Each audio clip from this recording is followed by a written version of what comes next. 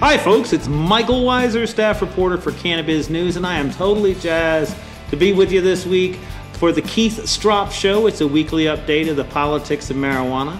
Ladies and gentlemen, the star of our show is the man who launched the entire marijuana movement, the founder of NORML.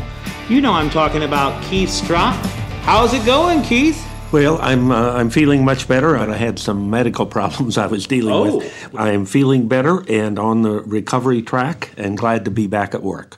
Well, this is a great time to have you back in the field because it's been a busy week of marijuana, that's for sure. We read about California has finished up its medical rules. There's a Georgia state senator, Alan Peake, who's been discovered risking felony distribution charges to give away hundreds of thousands of dollars worth of cannabis oil to sick kids. We see that Mexico has gone medical, and there's a dozen interesting stories in state houses around the country. But apparently the biggest piece of news that's going on is this looming potential federal crackdown. There's been a couple of high-profile arrests in cannabis this week. There was one in Philly and two, actually, in your neighborhood in Washington, D.C. What's going on with these arrests, Keith? I honestly think in both instances they were motivated locally. In other words, they were the result of some interaction between local activists in Philadelphia and in D.C. and the local police department. And that resulted, unfortunately, in both cases, in people being arrested and having their lives disrupted needlessly. On the other hand, I don't want people to think this means that Jeff Sessions, as the U.S. Attorney General, has suddenly decided to crack down. I don't think these cases had anything at all to do with Jeff Sessions. It may have been that the local authorities felt more empowered or a little freer to go pay back to some of these activists who've done some really good work. Do you know anything about the details of the individual cases? Yes. In fact, in both cases, I think the local facts are terribly important. In Philadelphia in particular, one would guess that the police were paying payback of a sort to N.A. Poe. He was one of only, I think there were another dozen or 15 people arrested, but he was clearly the principal target, and indeed, I think was probably, as alleged, one of the people who coordinated and set up this sort of smoke easy, where you could go over to this warehouse or a private location, and if you paid a certain price to get in, once you got inside, it was like a farmer's market. I think there were different growers. We used to have those in Phoenix. Yes, I think, by the way, gray market smokeasies have existed as long as Prohibition has existed. And, probably so. And the reason they call them smokeasies is they're like speakeasies were during alcohol Prohibition. You can make it illegal to drink alcohol or smoke marijuana, but that doesn't necessarily stop its use. And so the reality is, Pennsylvania is sort of in that in-between state. The state has adopted medical use. The city of Philadelphia and I think Pittsburgh now have both decriminalized minor marijuana offenses, but there's still no place you can legally buy it or even go smoke with your friends legally other than, even a private home's illegal. So at any event, N.A. Poe had been an outspoken advocate who, along with Chris Goldstein, who has been a major NORML activist in New Jersey and Pennsylvania, and even before that in New Mexico, he used to run our podcast. They have been the principal advocates that have been moving the legalization issue forward in the Philadelphia area for the last few years, and as part of that strategy, they held a couple of smoke-ins, or we used to call them smoke-outs or smoke-ins, at the Liberty Bell in Philadelphia. And the symbolism was wonderful. In both cases, Chris got arrested. In the first case, N.A. Poe got arrested. And they were both put on probation. Now, I believe that N.A. Poe managed to complete his year of probation or whatever it was without another violation, which I'm a little surprised because he's somewhat of a character, and I'm amazed if he could stay by the rules that long. But at any event, he was not put back on probation. He was actually free at the time, whereas Chris Goldstein did a second smoke-in at the Liberty Bell, and this time the judge did not see the humor in it at all, and in fact put him on 2 years probation, and I think fined him a few $1,000s that Chris had to scrape around to come up with. And for 2 years, he was regularly drug tested. And after a year, his lawyers went in and asked to have the terms of probation amended so that he at least wouldn't be drug tested after the first year. He could smoke weed once in a while. And no, the judge would not do it. So Chris, to his credit, like a good civil disobedience advocate, he took his medicine. He simply didn't smoke for 2 years. So he got through it okay. And he's back now and playing a major role in Philadelphia. But the point is, I think the local police in Philadelphia undoubtedly felt a good bit of hostility towards N.A. Poe and Chris Goldstein. And when they knew this was happening because they had undercover agents who had gotten inside the group and were at the event the whole night, et cetera, and more than one apparently, and they understood it was N.A. Poe's event. So I think they saw it as a good opportunity for payback. Initially, they set a very high bond on N.A. Poe. It was like $200,000 or something. But I think at that time, the judge was thinking about, my goodness, this could have been a catastrophe. Over time, after 8 days or something, they had a subsequent bond hearing, and the judge lowered it to the sufficient. I don't know if it was $5,000 or $2,500, and they made bond, and N.A. Poe is at least out now. But and there were about 20 people arrested. Is that right? I believe that's right, and I think they're all out now. But I must say, I haven't seen an article that said that specifically. One of the funny things about this story is it appears that the mayor of Philadelphia had an unusual response, not what you'd usually expect from a city official. What did he have to say? Well, you're right. It shows the times. I mean, that even when things are not totally going our way, and we have an administration and an attorney general who seem, 100 years out of date on marijuana policy, it is refreshing when the mayor says, when confronted with this awkward situation where the police were simply enforcing the law on one hand, on the other hand, they probably didn't need to go after a bunch of marijuana smokers in a warehouse. They weren't presenting a big threat to anyone. So he said, well, I think this just shows why we should legalize marijuana. Vote for that man. Yeah, what a wonderful political statement that we live in an age where, at least in some major American cities, the mayor feels free to call for full marijuana legalization without fear that he might be voted out of office.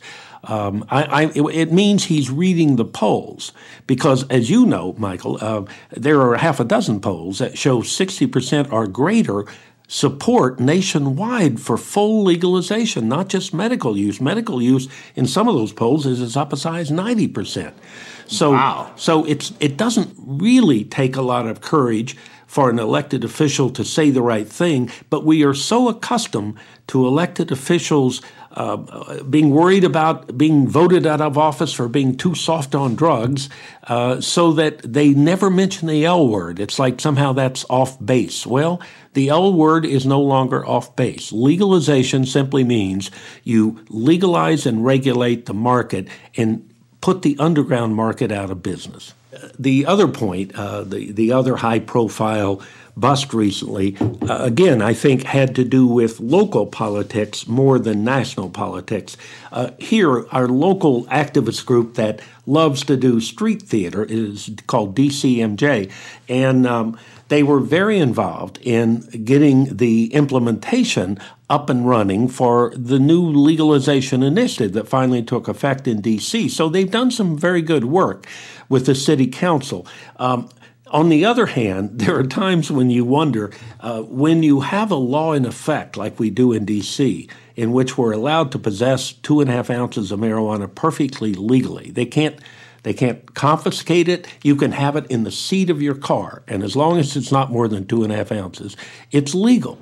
Nice. You can give an ounce to another adult for no remuneration, and don't do some tricky thing like, oh, you're slipping you $20, in the back. No. But if it's honestly a gift, it's legal to give another adult up to an ounce of marijuana, and it's legal to grow up to 6 plants in your apartment or your home although I think only 3 can be flowering at one time. I see. But compared to the rest of the world, or the rest of the country, my goodness, that's a terrific marijuana law. It's not perfect because we don't yet have dispensaries for recreational users. We have... What happened to that? Well, we have 5 or 6 medical use dispensaries, but Congress stepped in when the city council was poised to actually establish regulated dispensaries because they recognized that it's in their interest to legalize and regulate the market, get it out of the underground. But Congress stepped in, some of the folks that like to override D.C. affairs, and put a rider on our budget that says the city council may not spend a dime to legalize the recreational use, to establish recreational retail outlets. So it's a very specific rider, but until we get it removed, and it's part of the new budget concurrent resolution, by the way, we, of course, were not able to get it out, just like we were not able to get an expanded version of Rohrbacher or Far In, or Rohrbacher or Blumenauer now.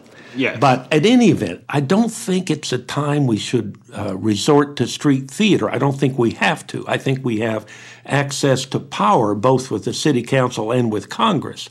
So it's better for us to put our energies in most cases into making sure that our advocates are well informed and ready to move the issue forward. Nonetheless, on one day, they were giving out, let's see, the second day, I guess they were giving out the joints. No, the first day they were giving out something like 10,000 joints to members of Congress, Hill staffers, et cetera. Now, obviously... They called it a joint session of Congress on 420. Yes.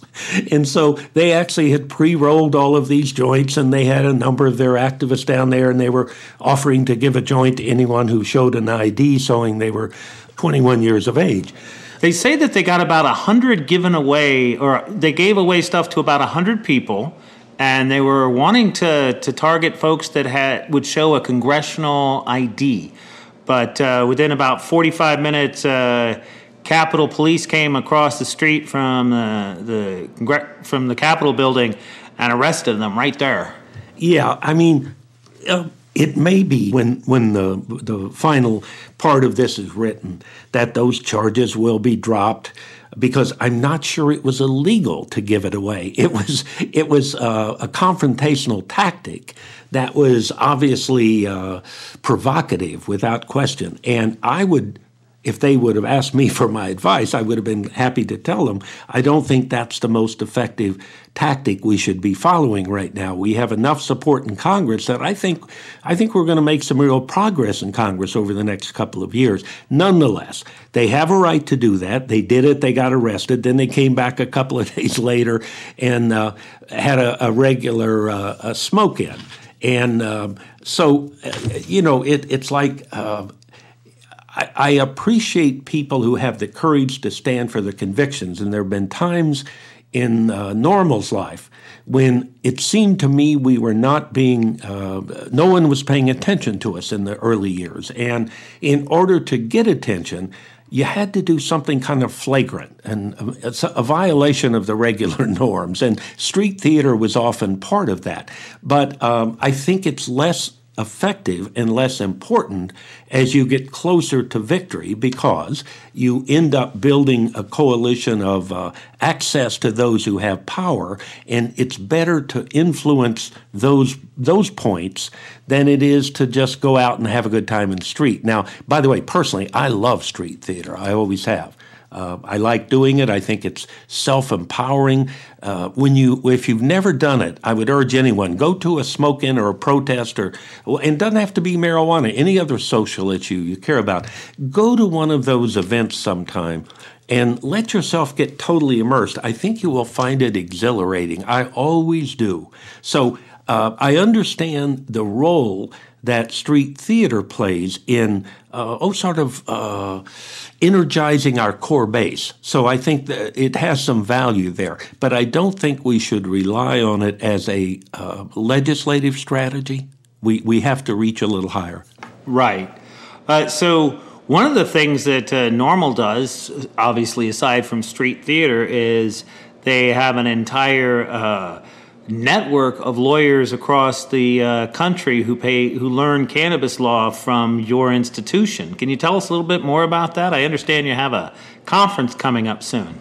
We do indeed. We generally hold 2 legal seminars a year, and we have this subset of NORML called the NORML Legal Committee, and it's totally voluntary. I mean, no one has to join it or needs to join it, but for those people who either feel a real connection to the legalization issue and want to be part of it, or if they're a criminal defense lawyer, and now more recently, if they're a marijuana business lawyer, and they want to be part of the network, then obviously being a member of the NORML Legal Committee it probably makes sense. So we have, I don't know, between 500 and 600 lawyers around the country.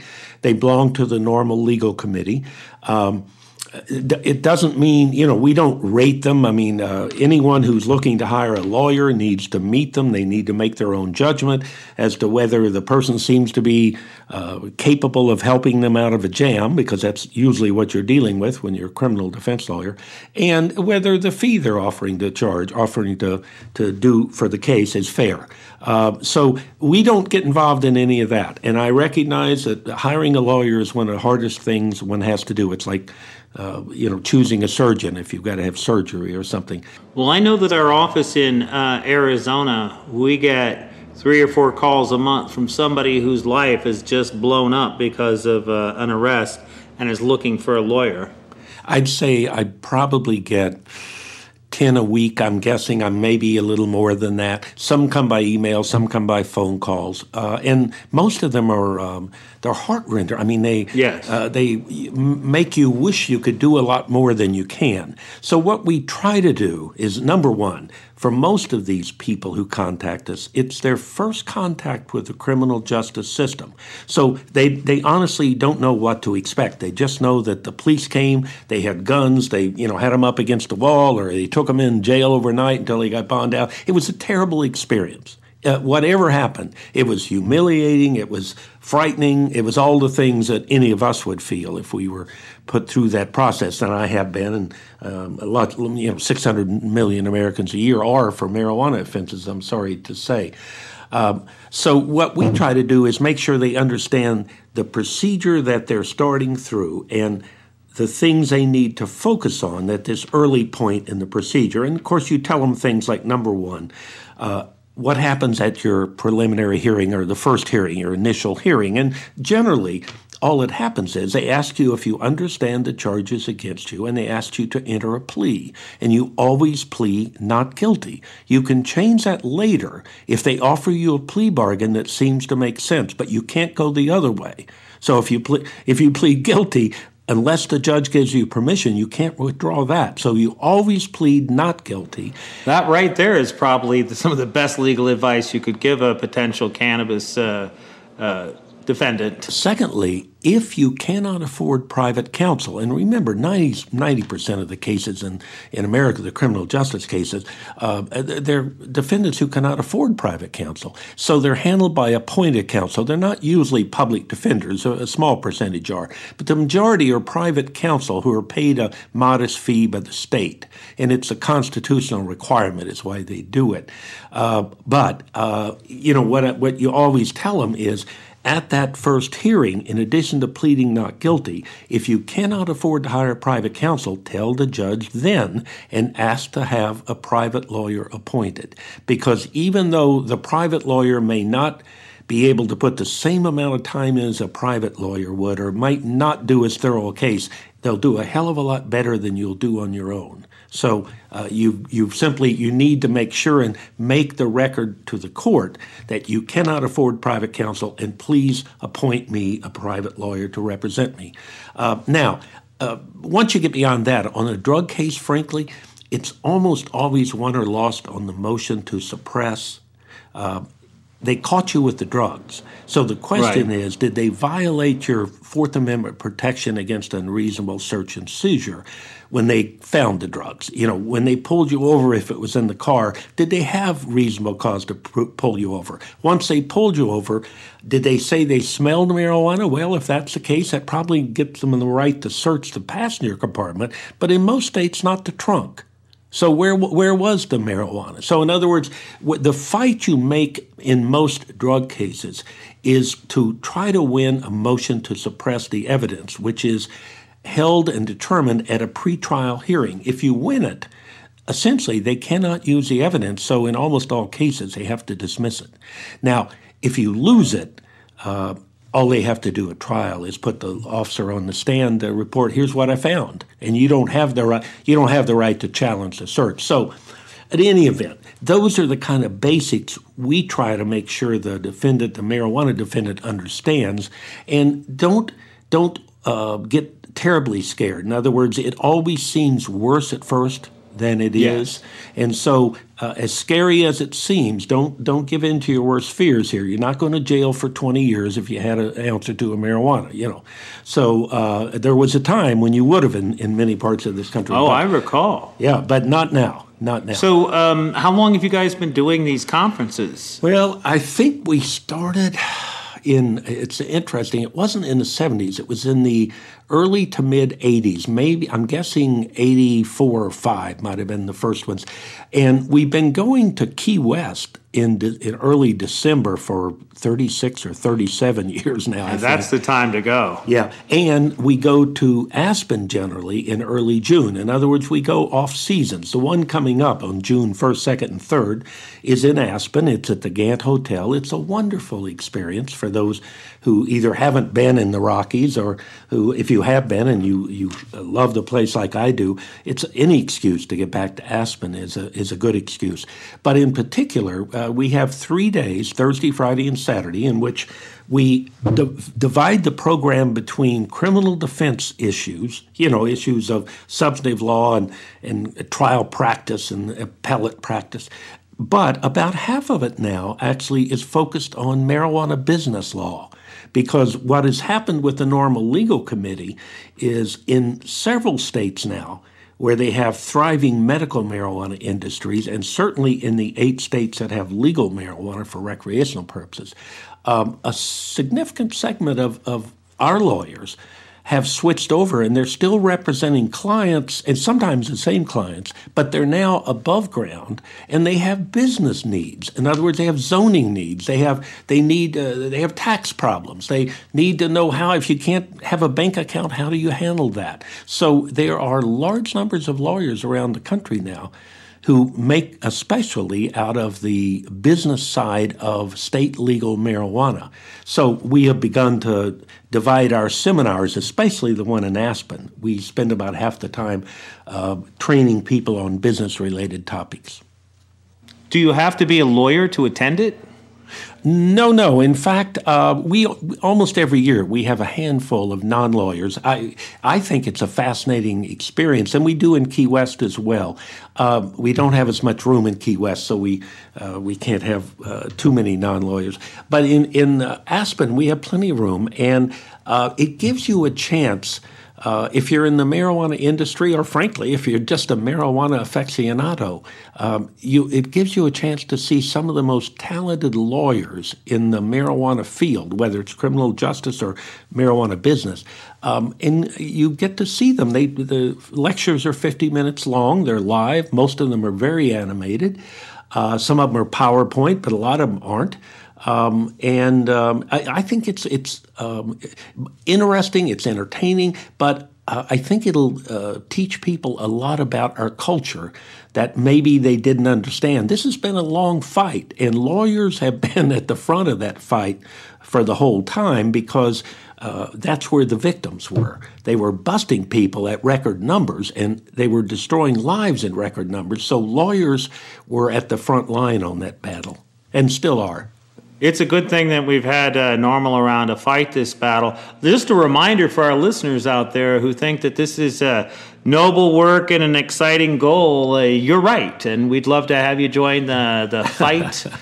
You can learn more about Keith's work and the entire scope of the NORML project on reforming marijuana laws at their website. That's NORML, NORML.org. But that's about all the time we have for this week, Keith. I want to thank you for joining us from national headquarters there in Washington, D.C., and encourage our listeners to join us each week for the latest in news from D.C. and around the world. Once again, this has been the Keith Stroup Show. I'm Mikel Weisser, and you're listening to Cannabiz News. Keith Stroup Show was brought to you by ultratrust.net. Protect your assets from seizure, creditors, and legal action with UltraTrust's Irrevocable Trust Fund. Visit ultratrust.net to learn more, and while you're there, download their free report, Managing the Risk of Loss, and learn about ways to legally protect your assets. That's ultratrust.net. ULTRATRUST.net.